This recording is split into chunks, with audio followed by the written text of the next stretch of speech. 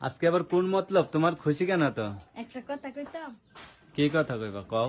তুমি কিস্তির টাকা 500 থেকে গেছিল না? হ্যাঁ, সে 500 টাকা দিয়ে 400 টাকা কিস্তি দিয়েছি, আর 100 টাকা ছিল না, তোমার লাগে একটা গেঞ্জি আনছি।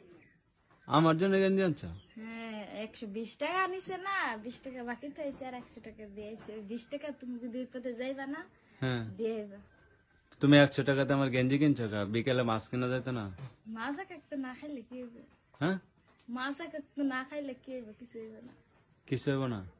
না, তুমি গেঞ্জি কিনে আনছো?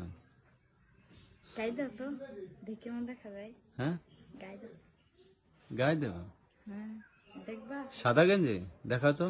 হ্যাঁ, এই দেখো। আচ্ছা, ভাল লাগছে তোমার? হ্যাঁ, ভাল লাগছে দেখে তো কিনে নিয়ে আইছি, নাইলে কিনতাম। আচ্ছা দেখি দাও তো, গায়ে দিয়ে দেখি। সুন্দর লাগে, সাদা জিনিস এমনিতে সুন্দর লাগে। তাই?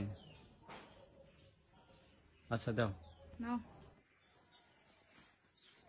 এই দেখছো, অনেক সুন্দর দেখা যাচ্ছে। কেমন দেখা যাচ্ছে? অনেক সুন্দর দেখা যাচ্ছে। আর সুন্দর দেখা যাচ্ছে?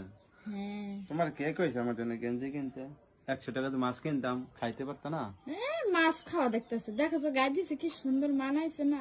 এটাই সেটা আরো বেশি সুন্দর হয়েছে। এটাই কত মাছ খাচ্ছে, এটাই ভালো লাগছে।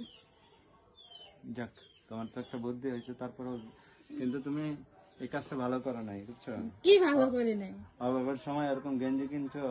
না, তুমি সবসময় জন্য শার্ট গায়ে দাও, এর লেগে তো একটা গেঞ্জি কিনে নিয়ে আসলাম।